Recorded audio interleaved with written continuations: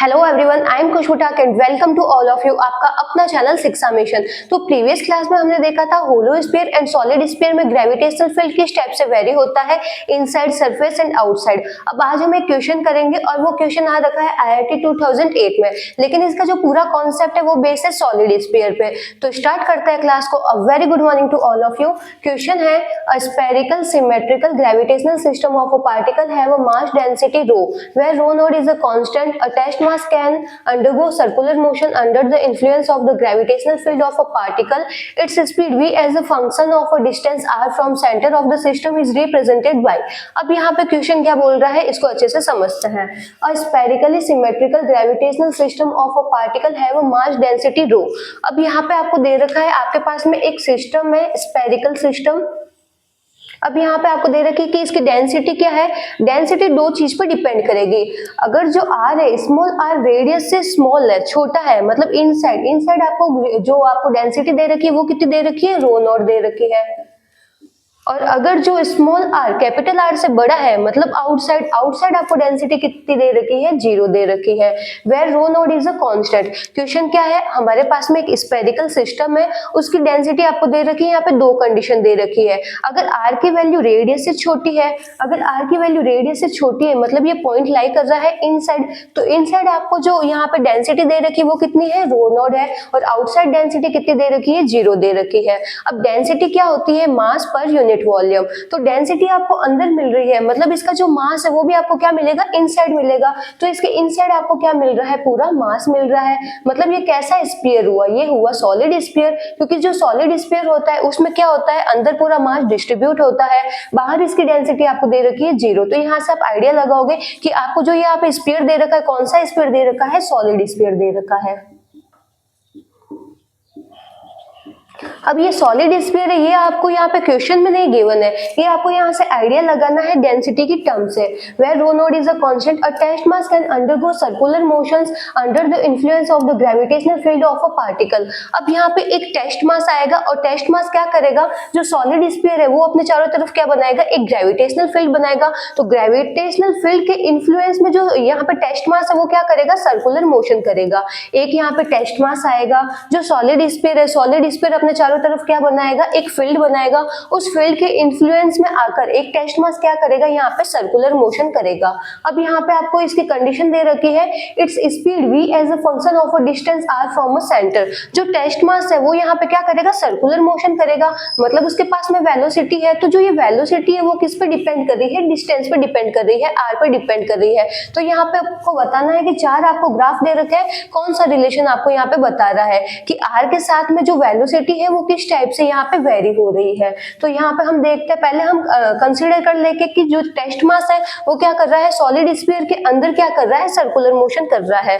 तो यहाँ पे हम एक लेते हैं टेस्ट मास, और टेस्ट मास क्या कर रहा है, सॉलिड स्फीयर के अंदर सर्कुलर मोशन कर रहा है। अब कोई भी पार्टिकल अगर सर्कुलर मोशन करता है तो उसके पास में कौन सा फोर्स होता है, सेंट्रीपिटल फोर्स होता है। तो यहाँ पे जो ये टेस्ट मास है इसके पास में भी कौन सा फोर्स है, सेंट्रीपिटल फोर्स है। तो एक तो होगा इसके पास में सेंट्रीपिटल फोर्स, दूसरा इसके पास में क्या है, एक फील्ड है। तो फील्ड की वजह से यहाँ पे क्या बनेगा, एक ग्रेविटेशनल फोर्स भी आएगा। तो यहाँ पे दो फोर्स है टेस्ट मास के पास, एक तो है ग्रेविटेशनल फोर्स, वो किस वजह से आया, इसके चारों तरफ बन रहा है फील्ड, और दूसरा सर्कुलर मोशन की वजह से इसके पास में क्या आया, सेंट्रीपिटल फोर्स। तो पहले देखते हैं कि जो सॉलिड स्फीयर होता है, सॉलिड स्फीयर में जो फील्ड होता है वो किस टाइप से वेरी होता है। तो प्रीवियस लेक्चर में हमने देखा था कि जो सॉलिड स्फीयर होता है उसके इनसाइड जो ग्रेविटेशनल फील्ड होता है वो क्या होता है, डिस्टेंस के डायरेक्टली प्रोपोर्शनल होता है। इसका मतलब जैसे जैसे आप सेंटर से दूर जाते जाओगे वैसे वैसे जो फील्ड है वो क्या होता जाएगा, बढ़ता जाएगा। तो यहाँ पे हम एज्यूम कर लेते हैं कि जो ये टेस्ट मास है ये r डिस्टेंस पे है, तो E directly proportional to r। जब भी प्रोपोर्शनल का साइन हटाते हो एक कांस्टेंट आता है, तो कांस्टेंट आ गया k, और यहाँ पे हमने डिस्टेंस ले ली है यहाँ पे r। अब ये फील्ड की वजह से यहाँ पे क्या बनेगा, एक फोर्स बनेगा। फोर्स कितना होगा, F बराबर ma। अब यहाँ पे m की जगह m, e की जगह वैल्यू पुट कर देंगे kr। अब यहाँ पे जो ये टेस्ट मास है ये सर्कुलर मोशन भी कर रहा है, तो इसके पास में क्या हो गया, सेंट्रीपिटल फोर्स भी हो गया। तो सेंट्रीपिटल फोर्स कितना हो गया, mv² upon r।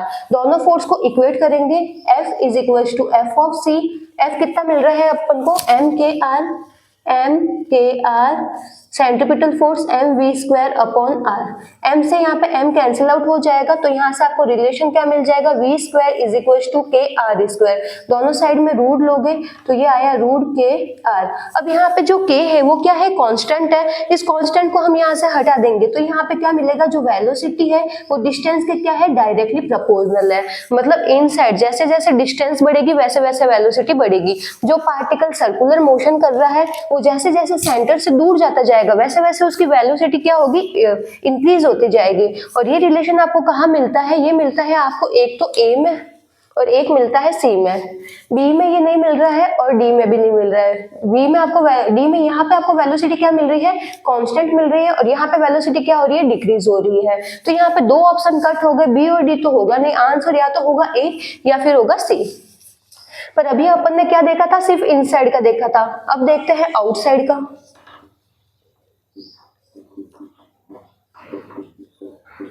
Outside field क्या मिलता है, gm अपॉन r²। मतलब डिस्टेंस के क्या है, ये इनवर्सली प्रोपोर्शनल है, वो भी स्क्वायर के, तो ये आपको मिल जाएगा E directly proportional to r²। Outside में आपको क्या मिलता है, जो फील्ड है वो क्या है, डिस्टेंस के स्क्वायर के इनवर्सली प्रोपोर्शनल है। अब यहाँ से आप देखो, जब भी आप ये साइन हटाओगे डायरेक्टली प्रोपोर्शनल का, तो यहाँ पे एक आएगा कांस्टेंट, तो कांस्टेंट हमने ले लिया k और ये हो गया r²। अब यहाँ पे फील्ड की वजह से क्या आएगा, इसके पास में एक फोर्स आएगा। फोर्स कितना हो गया, F बराबर me। E की जगह वैल्यू पुट कर देंगे kr²। अब इसके पास में दो तरीके के फोर्स हो गए, एक तो हो गया ग्रेविटेशनल फोर्स और एक हो गया सेंट्रीपिटल फोर्स। ग्रेविटेशनल फोर्स कितना है, mk अपॉन r², और सेंट्रीपिटल फोर्स है mv² अपॉन r। m से m कैंसिल आउट हो जाएगा, एक r से एक r कैंसिल आउट हो जाएगा, तो यहाँ से v² की वैल्यू आपको कितनी मिलती है, k अपॉन r।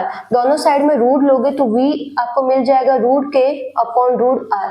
अब यहाँ पे जो k है वो तो क्या है, कांस्टेंट है। अब यहाँ पे देखो वेलोसिटी क्या है, डिस्टेंस के रूट के इनवर्सली प्रोपोर्शनल है, तो वेलोसिटी आपको इनवर्सली प्रोपोर्शनल मिल रही है डिस्टेंस के रूट के।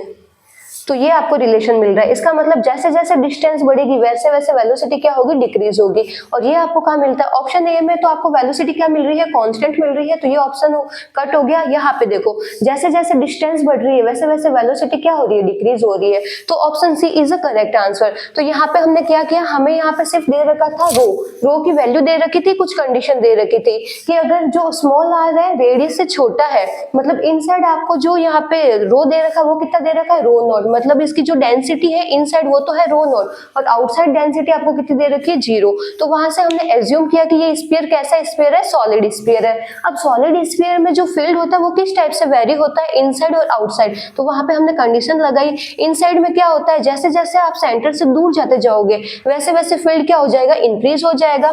फील्ड की वजह से एक यहाँ पे फोर्स आएगा, ये पार्टिकल सर्कुलर मोशन में है तो इसके पास में एक और फोर्स है, सेंट्रीपिटल फोर्स। दोनों फोर्स को इक्वेट किया तो यहाँ से हमें वेलोसिटी मिली डिस्टेंस के डायरेक्टली प्रोपोर्शनल। आउटसाइड की कंडीशन देखी, जैसे जैसे आप दूर जाते जाओगे वैसे वैसे फील्ड क्या हो जाएगा, डिक्रीज होगा।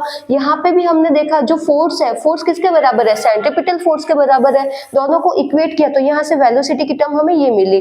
तो इस टाइप से option C is a correct answer. जिसको नोट डाउन करना है नोट डाउन कर लो।